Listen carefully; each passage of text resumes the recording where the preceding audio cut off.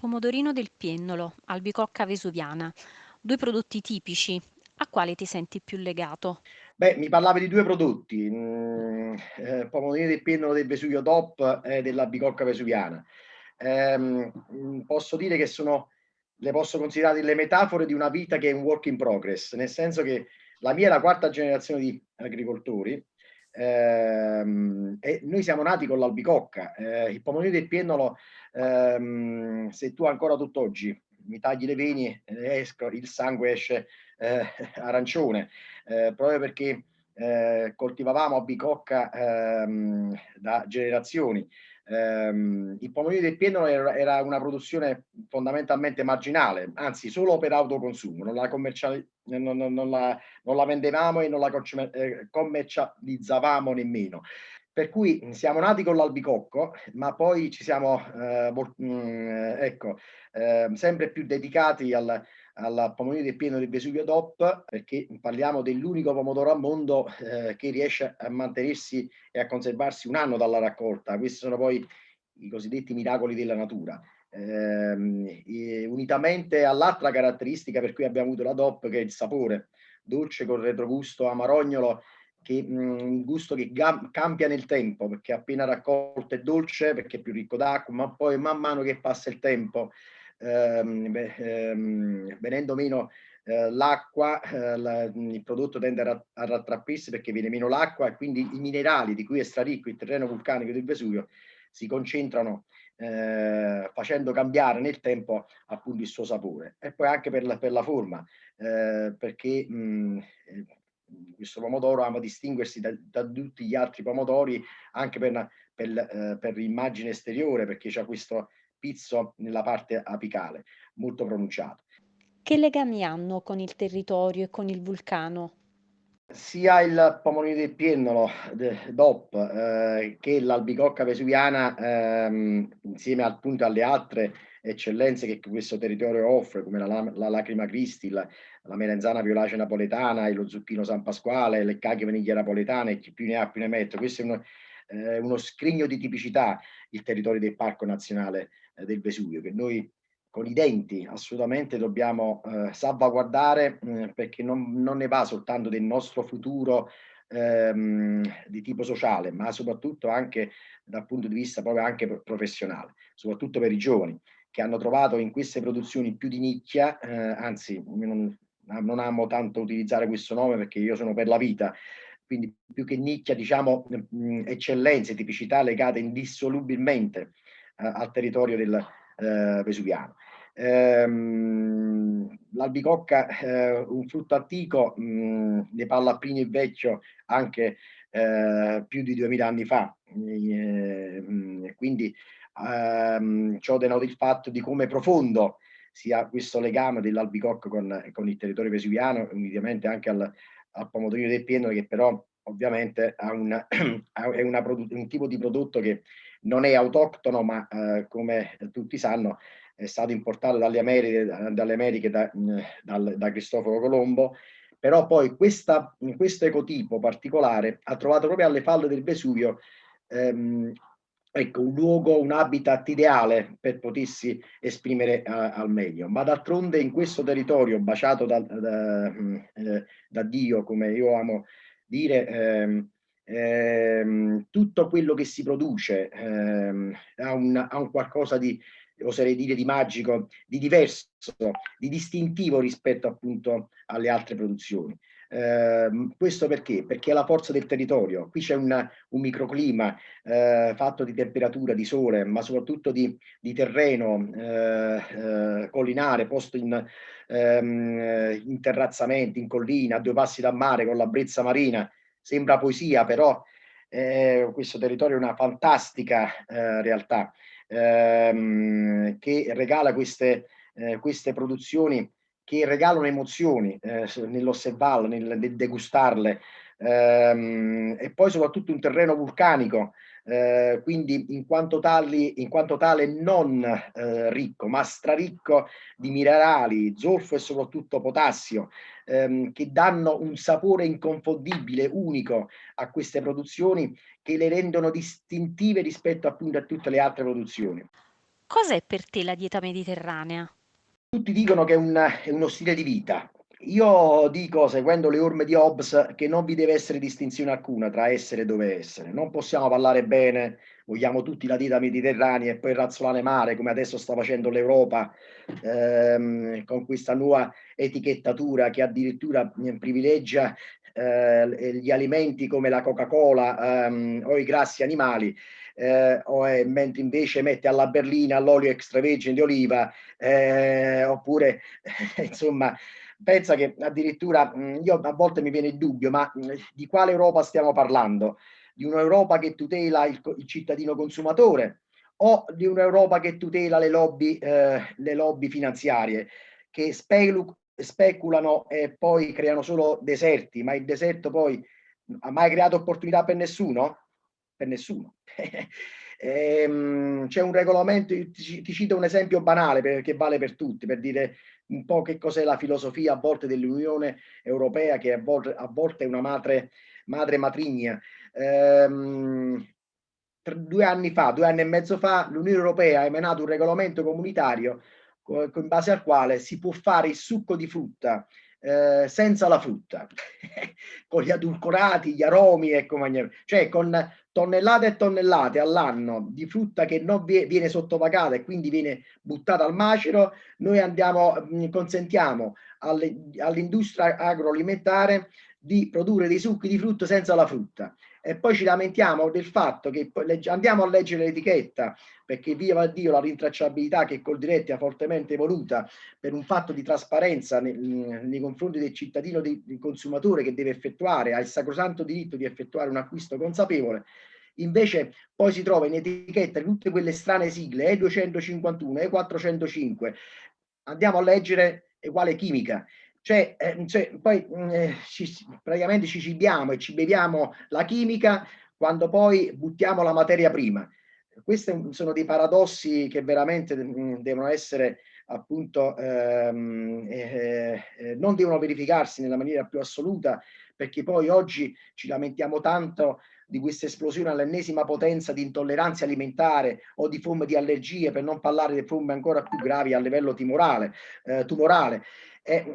Ma se noi a tavola ci mangiamo la chimica piuttosto che una bella minannurca oppure un bel nettare di albicocca vesuviana, e andiamo al supermercato perché ci compriamo un succo di frutta che costa 50 centesimi, con questo ci stanno facendo pagare carissimo dell'acqua che noi potremmo prendere dalla fontana e aggiungersi un po' di aroma dentro, insomma. Allora, ecco, noi dobbiamo ritornare, come amavamo sempre dire, un po' al passato. Il nostro futuro, ripeto, sta nel ritorno al passato, al rispetto della natura, dell'ambiente, perché solo un ambiente sano nasce la salute a tavola. Basta con le produzioni intensive, perché si può fare un'agricoltura di qualità, ovviamente rispettando la natura. Poi ti rispondono, sì, ma poi qui c'è il problema di dover sfamare 7 miliardi di persone. Insomma, noi stiamo distruggendo il mondo con queste produzioni intensive. Diamoci una regolata, anche con la scusa di sfamare il mondo, ci inventiamo gli OGM che hanno un aspetto poi irreversibile, nel senso che sai da dove inizi, ma non sai da dove poi vai a parare.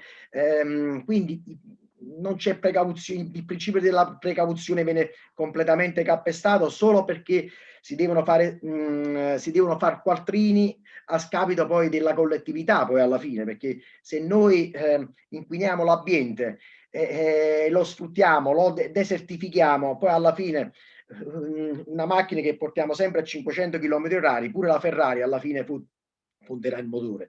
Per cui dieta mediterranea, stile di vita, sì, però siamo un po' più coerenti tra essere e dover essere, non possiamo parlare bene e razzolare male. C'è ancora un prodotto che ti piacerebbe valorizzare?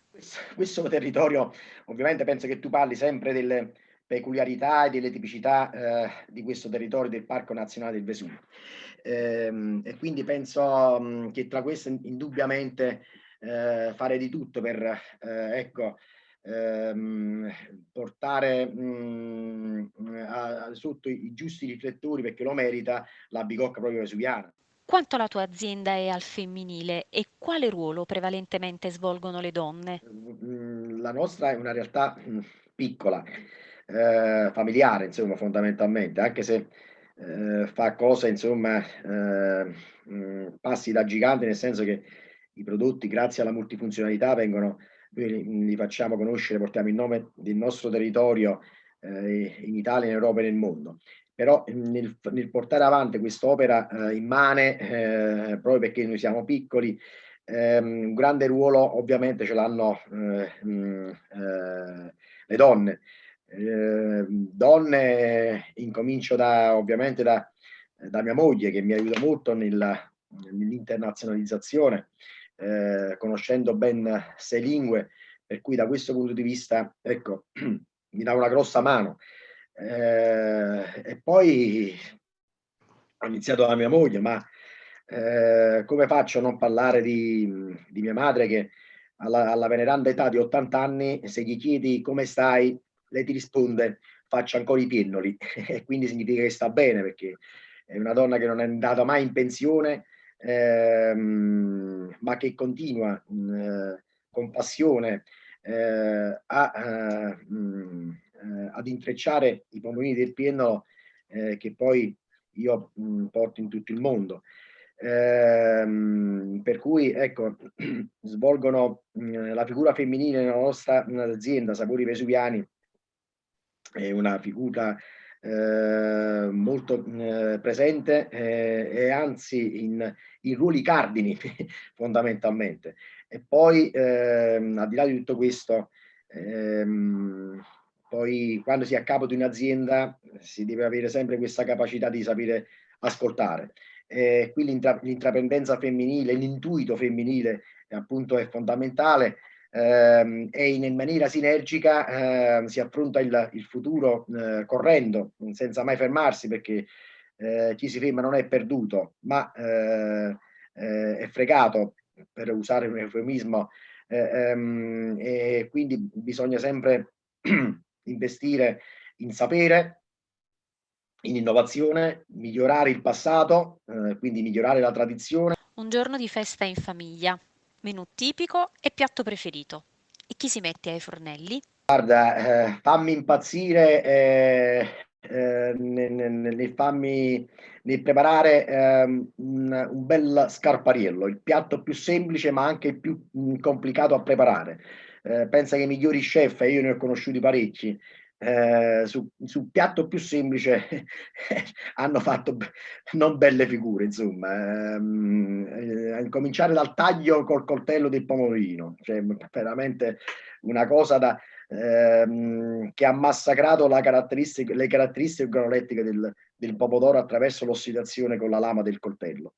Piatto più semplice, perché metti 4 pomodori in padella schiacciati senza il coltello, aglio, olio, peperoncino, una bella pasta al dente di Gragnano, perché io, come ti ho detto prima, parteggio sempre per il mio territorio.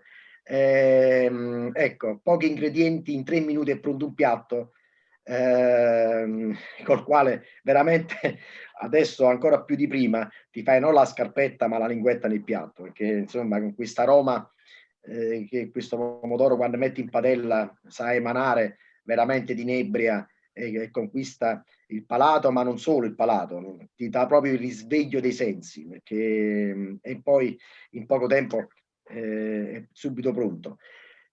Io purtroppo tempo, dovendo correre dalla mattina alla sera, purtroppo tempo a disposizione, mi piace molto la cucina, ma il tempo di dedicarci non ce l'ho. Anche se devo dire la verità, quando mi ci metto, è vero che metto una, come dice mia moglie, la cucina sotto sopra, però poi quando mi ci metto veramente riesco a fare, per esempio lo scarpariello mi viene bene alla grande, insomma, ma non solo quello. Peccato che però purtroppo, vedi, essendo impegnato poi in altre attività, dovendo correre, visto che molti che mi circondano ti fanno perdere solo tempo, insomma, per cui anche se mi piace tantissimo, però il tempo da dedicarci è poco. Però devo dire la verità che mia moglie, da una parte, nonostante sia dirigente scolastico, e per fortuna le piace molto cucinare e da questo punto di vista, ecco, mi delizia con delle specialità che riesce a rielaborare partendo da ricette base, e quindi a testimonianza del fatto che la cucina è soprattutto creatività, e mia moglie ce l'ha a iosa, e dall'altra parte poi c'è mia madre, insomma, ha un coniglio alla cacciatore come lo fa lei, insomma, ha qualcosa veramente di unico. Per fortuna, ecco, riusciamo a cibarci in maniera molto sana, ma soprattutto con degli specialisti davanti ai fornelli, insomma. Immagina di iniziare una nuova vita su un altro pianeta. Quali sono i 3 semi che porteresti con te?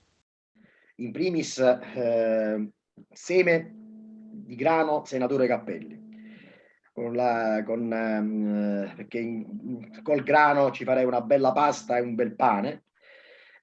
Poi ovviamente i semi del pomodoro del pieno, questo è inevitabile, perché dovrei preparare il cosiddetto scarpariello.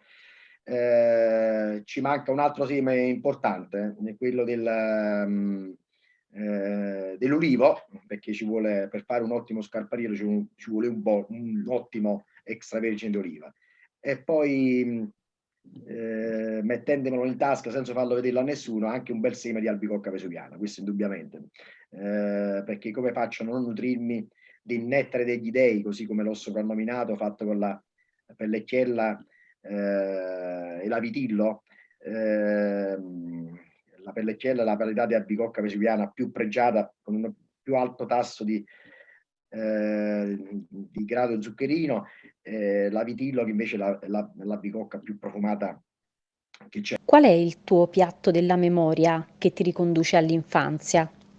Niente, vista la domanda a bruciapelo, ti rispondo con altrettanta, insomma, rapidità, perché lo continuo a fare tutt'oggi. Quando mia madre mi preparava pane e olio, e ovviamente, per dirla alla napoletana, con 4 pommarole schiattate in coppa, insomma, che è il piatto più semplice, la cosiddetta bruschetta, che ancora mi delizia tutt'oggi e tutto il periodo estivo, dal momento in cui esce dalla pianta il primo pomodoro fino al momento della raccolta e il consumo durante tutto l'anno. Le cose più semplici sono le più buone, e questo è il ricordo più bello che mi ricordo a livello culinario sin dall'infanzia.